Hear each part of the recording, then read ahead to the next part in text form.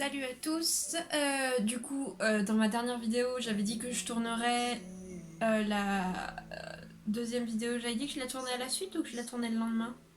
Je sais plus. Bref, on est le lendemain du coup du dernier tournage. Je me suis rendu compte en re-regardant la vidéo que le cadrage était, comment dire, très approximatif. Et en fait, c'est que j'avais tout simplement oublié de rebaisser ma chaise. Du coup, forcément, j'avais ma tête un peu hors du cadre.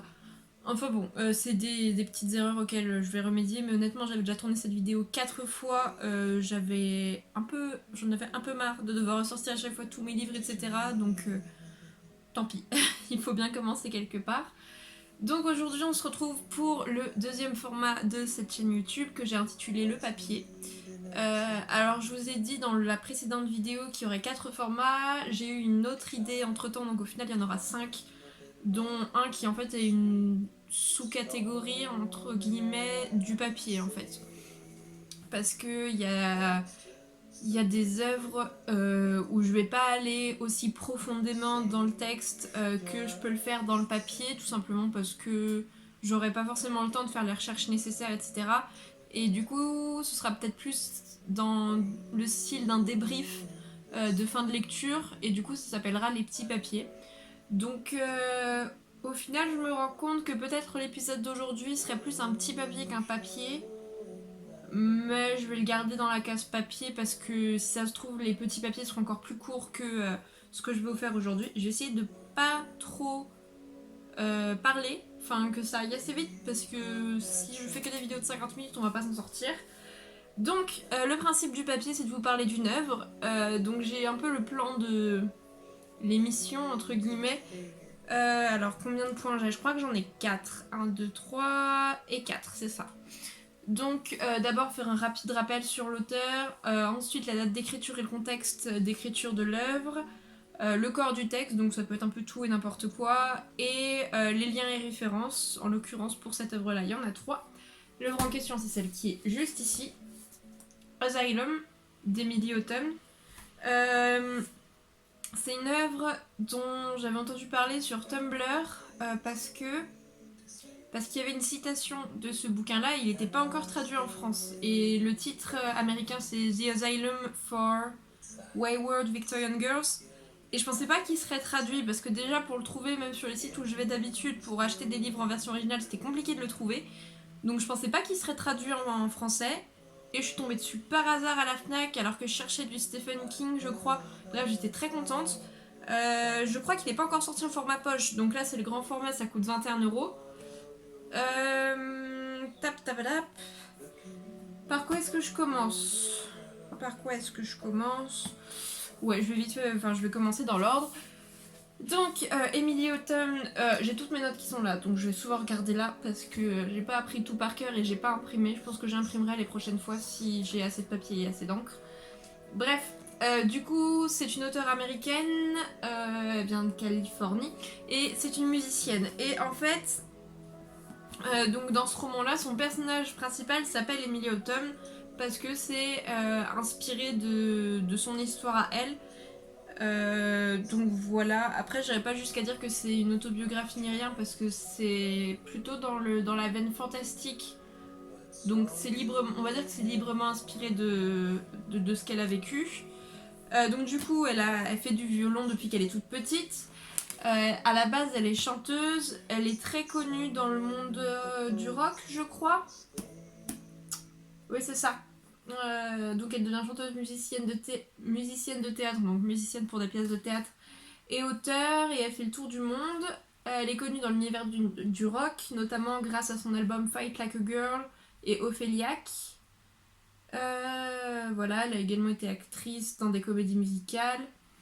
Et elle est caractérisée par son style un peu burlesque et victorien qu'on retrouve énormément dans cette œuvre-là. Pour ceux qui aiment bien l'époque... On va y arriver.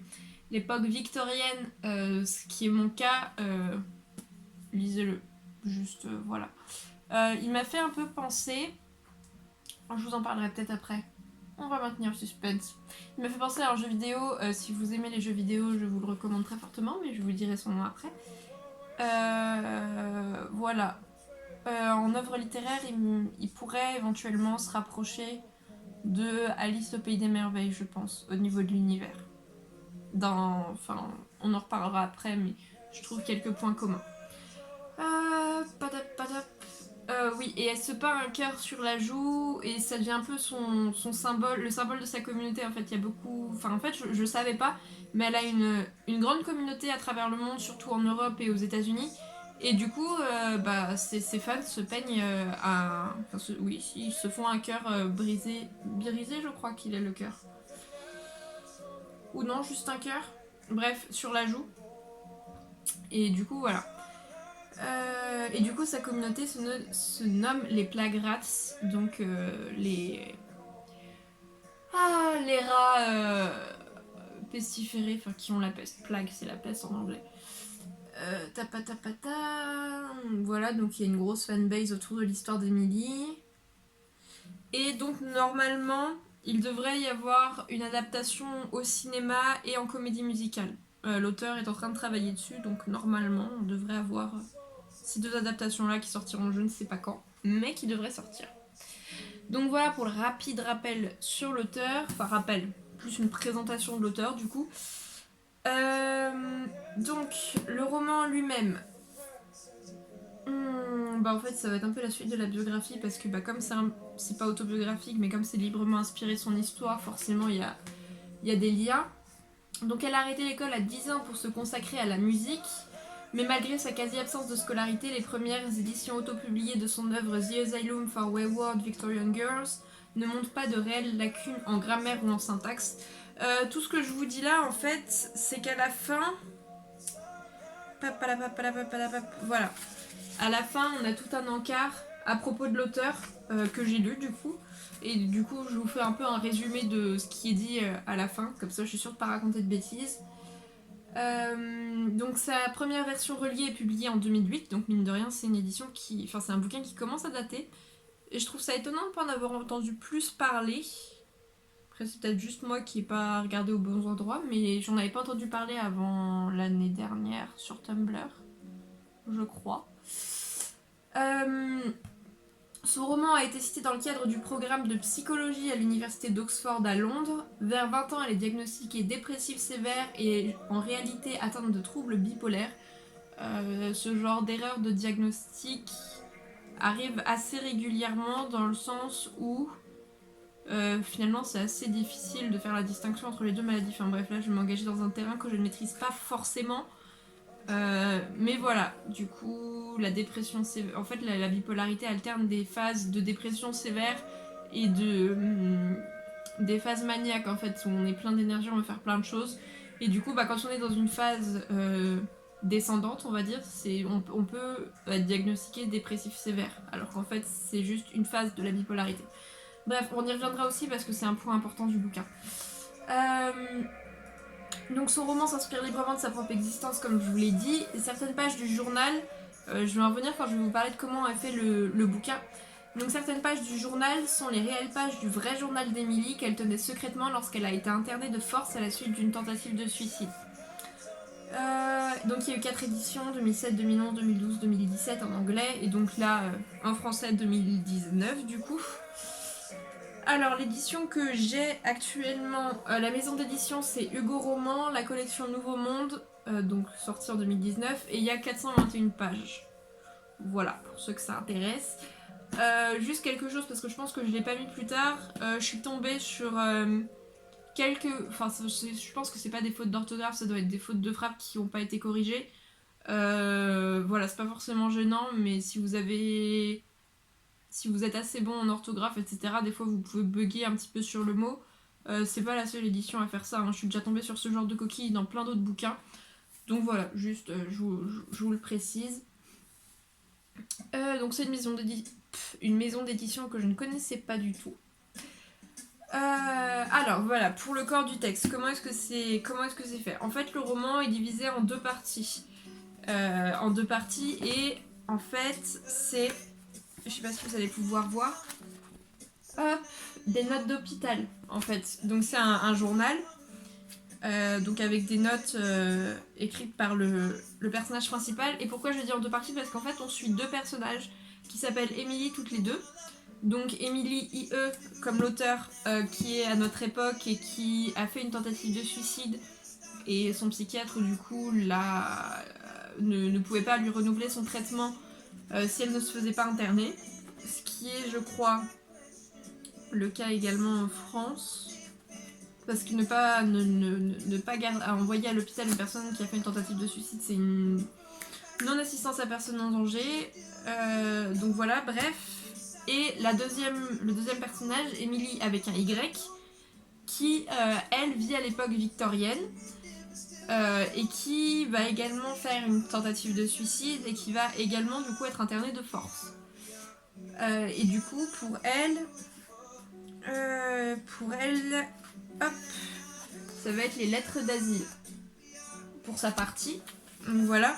Il y a une troisième partie, mais qui est beaucoup plus moindre, où c'est des lettres de la directrice de l'asile, où est Emily avec un Y, mais on en a que peut-être 5, et c'est vers la fin, et elles sont importantes pour l'intrigue, mais c'est pas indispensable. C'est pas un point que je vais soulever particulièrement. On va se sortir. Donc voilà, l'asile où est internée Emily avec un Y, c'est l'asile pour filles rebelles, où les patientes, donc c'est uniquement des filles du coup, où les patientes servent de cobayes et sont torturées. Donc il y a un côté assez fantastique comme je vous disais, et c'est pour ça qu'on ne peut pas qualifier cette œuvre d'autobiographie. Par exemple, on va retrouver des rats qui parlent, l'impression que l'asile est vivant, que les murs se gondolent, que le bâtiment respire. Qu'est-ce qu'il y a d'autre comme... Enfin bref, voilà, c'est tout ce côté un peu fantastique et qui est très habile parce qu'on ne sait pas vraiment si c'est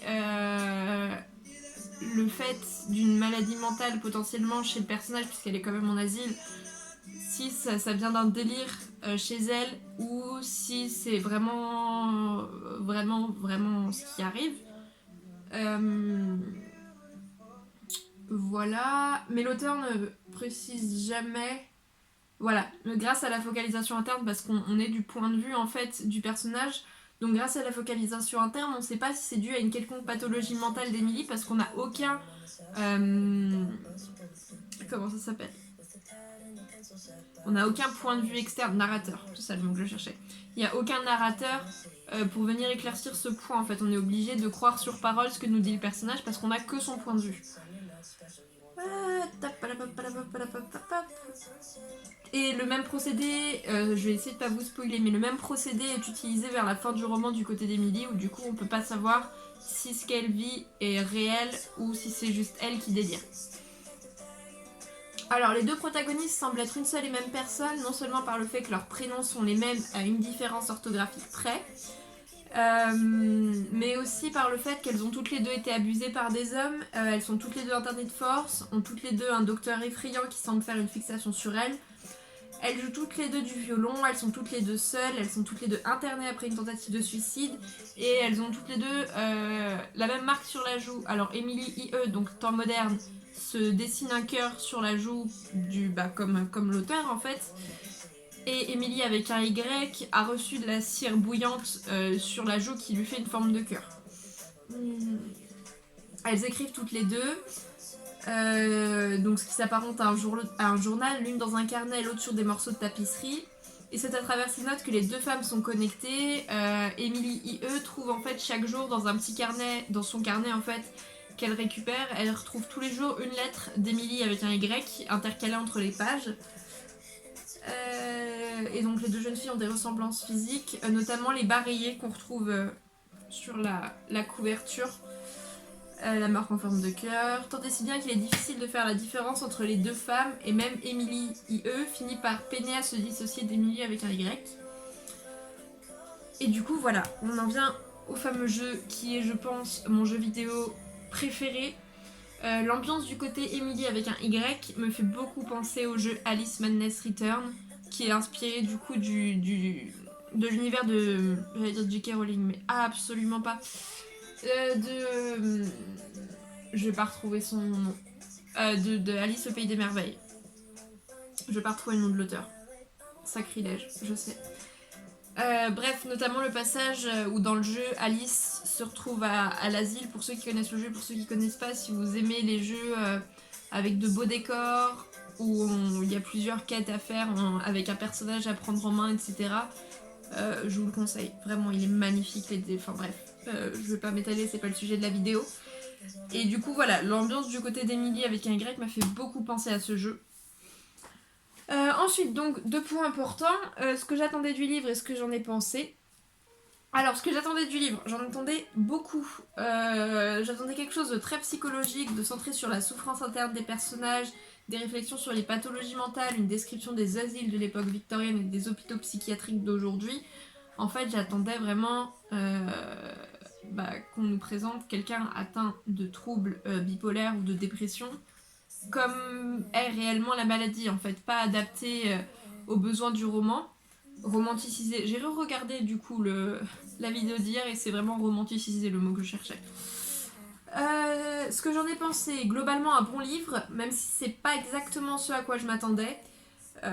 C'est beaucoup plus du côté de l'action que du côté de la psychologie, avec des personnages principaux au caractère bien trempé.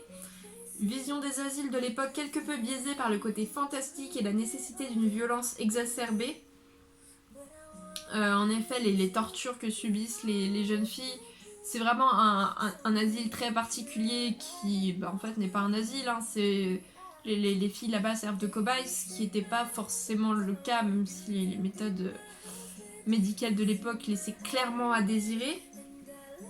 Mais j'ai tout de même trouvé mon compte. Le côté maladie mentale est moins exploité que ce que j'avais imaginé, maladie mentale entre guillemets, est moins exploité que ce que j'avais imaginé, puisque les 2 femmes sont internées à tort. Mais j'ai quand même trouvé mon compte du côté d'Emily IE, surtout à la fin du livre qui remet tout en question, parce que tout au long du livre, en fait, les 2 protagonistes nous expliquent qu'elles ont rien à faire là, en fait, que... Enfin, surtout Emily IE, en fait, qui demande juste à avoir son traitement, et voilà, qui... Après, tout repartira comme sur des roulettes, mais comme je vous ai dit, il y a un retournement de situation à la fin qui remet tout en cause. Et je trouve que c'est à ce moment-là vraiment que la bipolarité est le mieux expliquée, enfin vers la fin du livre. Vers le dernier tiers, je trouve. Qui remet tout en cause, voilà. Je ne pensais pas vraiment m'être autant attachée au personnage jusqu'à la fin du côté Emily Y. Parce qu'en fait, Emily Y nous présente toutes les autres patientes avec elle, elle lie des liens d'amitié avec elle, etc. Et je m'attache pas forcément très fortement au personnage dans les livres. Pas au point d'en pleurer ou quoi que ce soit. Et là, je pensais pas m'y être autant attachée jusqu'à la fin, donc je vais pas vous spoiler, mais ouais, finalement, une fois rendue à la fin, je me suis dit, quand même, elles étaient attachantes. Ouais, je me répète en fait, mais les personnages, on n'a pas l'impression qu'ils sont si développés que ça, c'est pas une critique, hein, mais comme on suit que le point de vue d'Emily Y, c'est sûr qu'on s'attache différemment aux autres personnages que si on était dans leur tête. Et finalement, la barque était ronde. Ouais, je mêle 2 expressions, c'est incroyable ça. Le projet était rondement mené. Voilà, comme ça, il n'y a qu'une expression. J'ai beaucoup apprécié la présentation d'un couple lesbien qui m'a beaucoup touchée. Et ce que j'ai adoré, c'est que à aucun moment. C'est amené comme ça en fait. Il n'y a pas. On n'en fait pas tout un plat, en fait, ça arrive, voilà, et puis c'est normal, et c'est le cas, c'est normal. Et franchement, j'ai trouvé ça très bien. Et ce qui peut faire peur dans ce genre de bouquin, c'est comme ça se passe dans un hôpital psychiatrique. On peut se dire, c'est parce qu'elles sont démentes, etc. Et en fait, c'est pas du tout axé là-dessus. Et puis comme on sait qu'Emily Y est pas folle, qu'elle est internée à tort, y a pas, cet écueil est évité en fait. 2 personnages attachants, surtout du côté d'Emily Y, des personnages attachants. Je pense notamment à Véronica, Jolie Rouge et Sarah la Muette. Si vous voulez le lire, vous retrouverez très facilement ces personnages-là.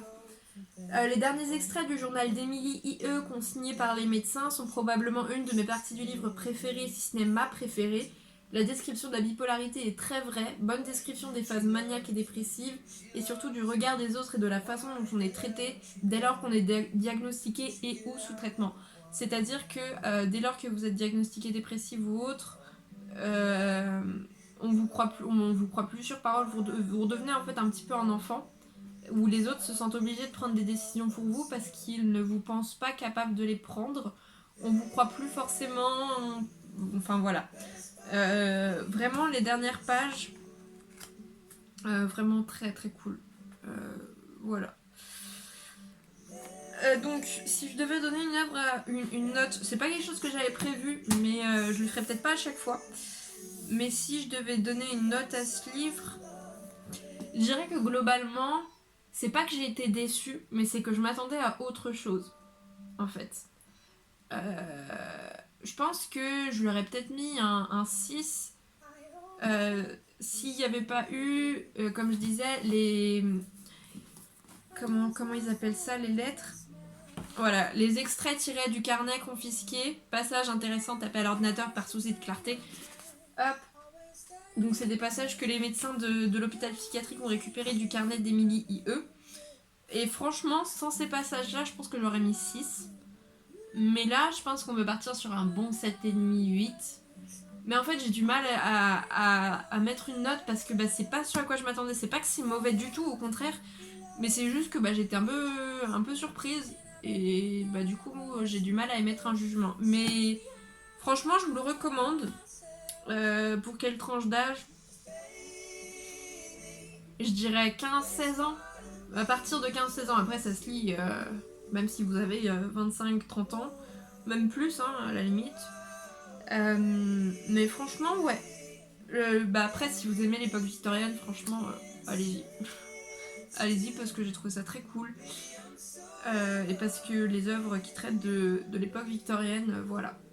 C'est juste trop bien. Donc, les liens et références, j'en ai pris que 3 parce que du coup j'ai fait cette critique avec seulement le bouquin en fait, ce que j'en ai pensé, comment c'était adapté, puis après les rappels sur l'auteur, je les ai pris directement à la fin. Donc les 3 liens que je peux vous donner, c'est le site officiel de l'auteur, donc c'est www.emilieautomne.com. Je vous mettrai le lien dans la description de toute façon. Il y a également une boutique officielle de l'asile où vous pouvez acheter, je crois, des carnets, des t-shirts, des hoodies, je crois. Et le site en anglais du livre. Donc je vous mettrai tout ça dans la description. Et puis voilà. Peut-être vous conseiller quand même d'attendre qu'il sorte en format poche, si un jour il sort en format poche, parce que du coup il coûtera moins de 10 €, parce que là 21 € ça fait quand même mal. Et puis franchement, il se lit très bien. Je crois que je l'ai lu en 4 jours. Mais après, c'est parce que je lisais Notre-Dame de Paris en même temps. Mais en tout cas, pour ce bouquin-là, c'est écrit en assez gros. Et comme c'est des lettres d'asile, c'est des chapitres assez petits. Donc ça se lit très bien, très vite. Voilà, je pense que c'est tout. Oh, il y a moyen que j'ai pas fait une vidéo trop longue. Le prochain tournage que je vais faire, je pense que ça va être le nouveau format, mais j'hésite à attendre d'avoir plus d'infos. Je vous le dis d'avance, ça va se baser beaucoup sur un cours que j'ai reçu en prépa parce que ça va être... voilà, parce que j'ai déjà eu un cours là-dessus et du coup je vais reprendre ce que j'ai déjà eu dessus. Et puis, ce que je ferai après, ce sera probablement un petit papier sur Notre-Dame de Paris quand je l'aurai terminé. Ce qui devrait plus prendre trop de temps. Donc voilà, en attendant, j'espère vous avoir donné envie de lire Asylum. Franchement, ouais, très cool. Si vous aimez un peu tout ce délire autour des asiles, de l'époque victorienne, foncez. Franchement, très très cool. Et si vous aimez les jeux vidéo, jouez à Alice Madness Return. Vous pouvez le trouver sur Steam. Je crois qu'il est sur Xbox et sur PC. Et sur Steam, il est pas cher du tout. Franchement, allez-y. Ou regardez le let's play de Sifano, qui est très bien. Et moi qui n'ai pas un PC qui supporte le jeu, j'ai regardé au moins 5 fois le let's play de Sifano. Très très cool. Je vous mettrai peut-être le lien en description. Et ma foi, voilà. Ouais, je pense que c'est tout. Et ben, en espérant que ça vous ait plu, en espérant que vous voudrez lire ce bouquin. Et puis en attendant, moi je vous dis à bientôt, j'espère. Et sur ce, have a nice day!